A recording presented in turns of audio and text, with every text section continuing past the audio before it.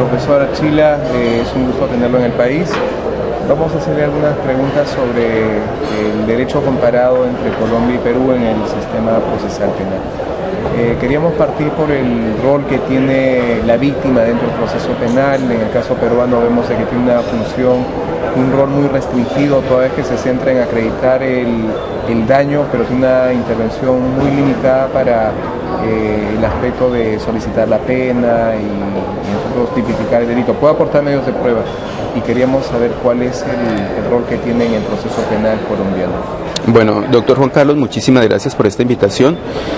Muy agradecido de compartir con este país tan hermoso que es Perú, y espero que la participación que se ha realizado en el evento haya sido de agrado para todos los asistentes.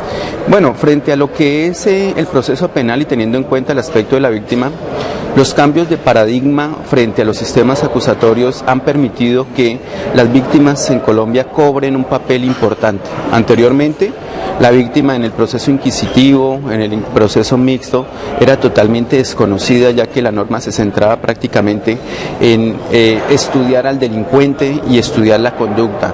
Sobre todo lo que se pensaba era ir en la persecución, en la acusación y en la sanción de ese delincuente. Y las víctimas eran totalmente desconocidas para el proceso, a tal punto de que se generaba una acción independiente del proceso civil, del proceso penal, disculpe, que era una acción civil, pero penalmente ellos no tenían ni la importancia ni la consideración necesaria. Con el cambio de modelo, el nuevo paradigma procesal establece unos derechos fundamentales para la víctima. En primer lugar, se le da la oportunidad de que las víctimas tengan un representante que es el abogado de víctimas. En segundo lugar, se generan unas obligaciones por parte del Estado, de la Fiscalía, de los jueces, para que mantengan informada a la víctima frente a todas las actuaciones penales, y se generan unas medidas de protección fundamental de la víctima frente al sindicado, frente al imputado, frente al enjuiciado. Esos son elementos fundamentales que nos permiten a nosotros no tener la conquista de lo que verdaderamente deberían ser los derechos de las víctimas, pero es un buen comienzo y entenderíamos que las víctimas se deben sentir respaldadas. Ahora, se genera un proceso especial que frente a la culminación del proceso penal con sentencia y la declaratoria de la responsabilidad penal, se genera un incidente especial que permite que las víctimas entren a demostrar cuál es el verdadero daño, cuál es el verdadero perjuicio, y ese incidente se denomina el incidente de reparación de víctimas. En ese incidente hay toda una etapa probatoria donde la víctima tendrá que aportar la prueba suficiente y necesaria para determinar cuál fue el daño, cuál es el perjuicio y cuál debe ser la reparación. Y esto pues en consonancia a que le estamos desplazando, que es lo que nosotros verdaderamente quisiéramos, desplazando no tener la exclusividad del proceso penal para el delincuente, sino que el verdadero objetivo del derecho penal es poder respaldar la protección de ese bien jurídico tutelado o mirar cómo podemos reparar ese bien jurídico tutelado.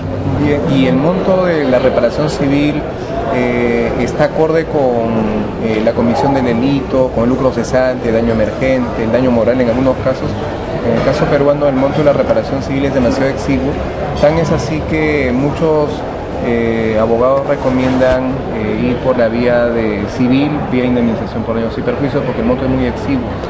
Bueno, lo que pasa es que tenemos que entrar a mirar una realidad social, y es que si el delincuente, si el victimario no cuenta con los recursos para reparar el daño, pues es totalmente imposible hacerle que esta persona pague los verdaderos efectos de la victimización.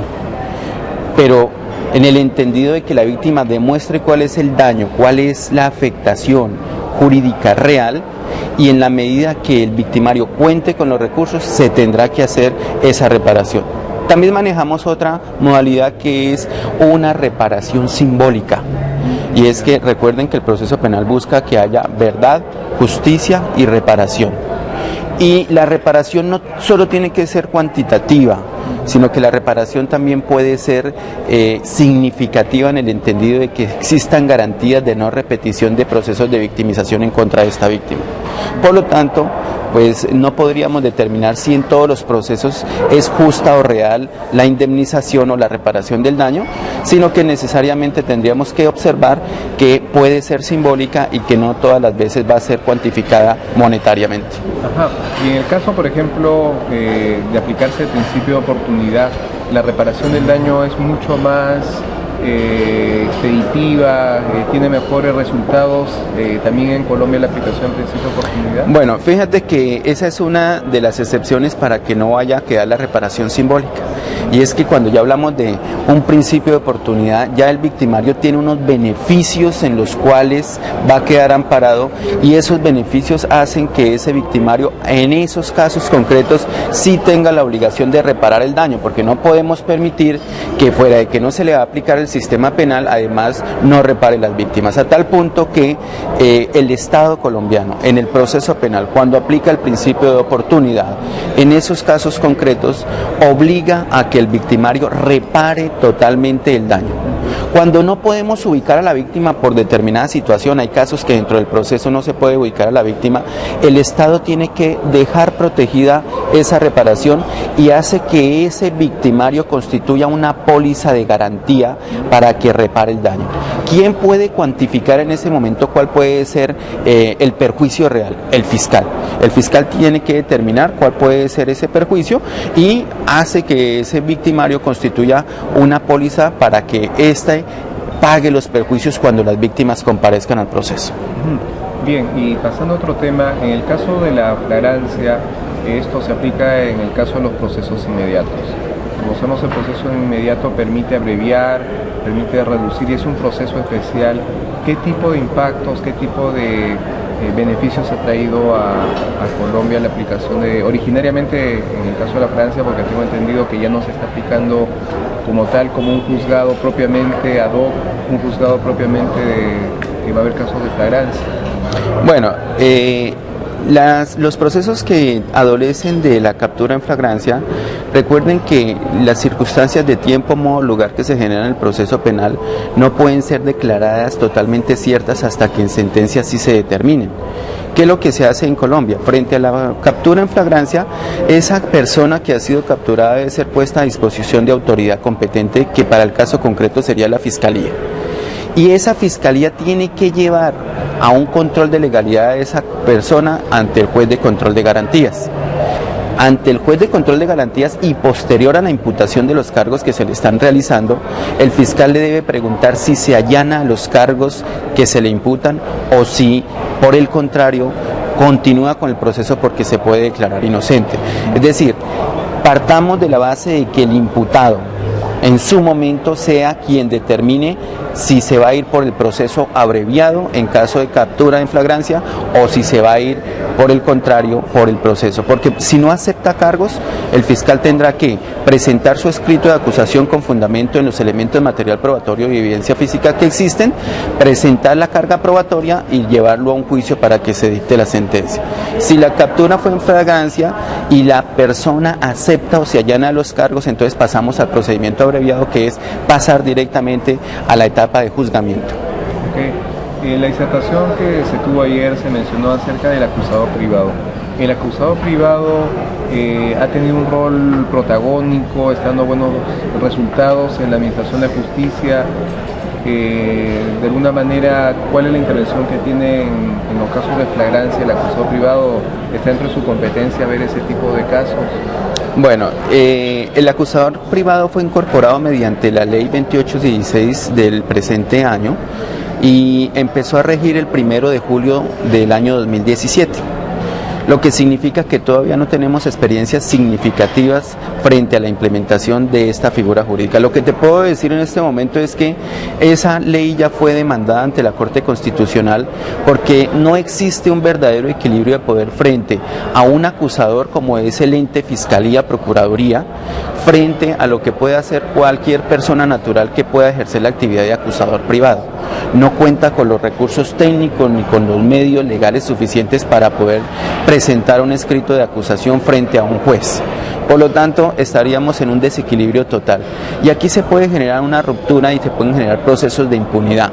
Y se podría prestar esto para que la sociedad perciba una mayor inseguridad y una mayor incredulidad en el sistema judicial. Una última pregunta. En el caso, por ejemplo, peruano, tenemos juzgados que son juzgados de corrupción, ven temas propiamente de corrupción a funcionarios. Da la especialidad, dado que se trata de megaprocesos, la complejidad de estos. En el caso colombiano también tienen un juzgado que ve esas materias. Bueno, la Fiscalía General de la Nación está agrupada por áreas, se hizo como una clasificación de las conductas punibles y nosotros lo llamamos unidades de fiscalía. Entonces tenemos un grupo de fiscales, por ejemplo, fiscales anticorrupción, unidad de fiscalías anticorrupción. Tenemos unidades de fiscales que investigan los delitos contra la vida. Tenemos unidades de fiscales que investigan los delitos contra el patrimonio económico, delitos sexuales. Es decir, nosotros tenemos clasificado muy concretamente los fiscales que deben investigar las conductas punibles por determinadas especialidades. Por ejemplo, nunca un fiscal que investiga el delito de narcotráfico podrá conocer de delitos de hurto. Nosotros hemos podido evolucionar en ese aspecto y lo que podría decirte es que las especialidades y las unidades de fiscalía están realmente capacitadas y especializadas en su área para que puedan concretamente materializar lo que es el proceso de investigación, para podérselo presentar a un juez, que ya no existen jueces que conozcan solo de los delitos por corrupción o narcotráfico, sino que ya los jueces tienen un sentido muchísimo más amplio y conocen más procesos que lo que conocería la competencia del fiscal en el proceso de investigación. Entonces no existe un juez propiamente para casos de corrupción, no hay un juzgado que se encargue de ver, o salas de corrupción, no existe esa... Existen unos juzgados que se llaman juzgados especializados. Yeah. Esos juzgados especializados conocen de lo que investigan unas fiscalías que también se le denominan fiscalías especializadas. Por ejemplo, los delitos de narcotráfico, terrorismo, los delitos internacionales. Esos son investigados por fiscalías especializadas y son juzgados por juzgados especializados. Pero que exista un juzgado que solo se dedique a sancionar el delito de corrupción o de narcotráfico o cualquier tipo penal determinado, no existe. O sea, el juez ya tiene una mayor competencia de carácter objetivo frente a la aplicación del sistema normativo. Y en el caso, por ejemplo, que se expide una sentencia absolutoria, en el caso peruano vemos de que la sala revisora puede enmendar plana y al absuelto lo puede condenar. Hay posiciones divididas en el país, pues dicen de que una vez que el procesado ha sido investigado y ha sido absuelto no tiene derecho a que nuevamente se revise el caso, toda vez que el Código Antiguo acá declaraba la nulidad y se lleva a cabo un nuevo proceso. Pero bajo otra percepción el nuevo Código Procesal Penal permite condenar al que fue absuelto. La posición que ustedes tienen en Colombia, ¿existe alguna imposición al respecto? ¿Está vedado ese tipo de mecanismos? Bueno, eso obedece al principio de contradicción. El principio de contradicción para el caso concreto parte de lo que nosotros llamamos los derechos de impugnación, los recursos de impugnación. Y el recurso de impugnación es pues la parte que sienta que la decisión judicial no corresponde a derecho, que la decisión judicial se extralimitó o se quedó corta en su aplicación del sistema de administración de justicia, podrá interponer recursos de impugnación. Ahora tendríamos que mirar cuál es la naturaleza de los recursos de impugnación. Y la naturaleza real de esos recursos de impugnación es que tiene dos objetivos fundamentales. El primer objetivo es que puede modificar la decisión que profirió el AGO. Y el segundo es que puede revocar la decisión y puede imponer una nueva decisión. En ese sentido le voy a poner un ejemplo muy sencillo. Si habláramos, por ejemplo, de un quantum punitivo, en un delito cuya pena debe estar establecida de 1 a 2 años, el juez solo tiene esa movilidad en caso de que lo encuentre responsable, pero si impone 3, interponemos los recursos de impugnación para decirle solo modifique, mantenga el sentido del fallo en el sentido condenatorio, pero aplique la norma que es solo de 1 a 2 años. Esa sería la primera modalidad. La segunda modalidad es que le digo no mantenga el sentido del fallo, revoque la decisión, cambie el sentido del fallo y si era absolutorio ahora declárelo condenatorio. Esto nos puede dar dos posibilidades, y es que en segunda instancia podamos revisar nuevamente el proceso, podamos hacer una práctica de pruebas y el juez de segunda instancia pueda tomar una nueva decisión. Esto con la garantía de que podamos publicar y podamos involucrar a las partes del proceso, a los intervinientes del proceso, no solo a la parte apelante, sino también a la parte que no ha ejercido su derecho de contradicción. Muy bien, gracias profesor por la entrevista. Muchísimas gracias, muy amable.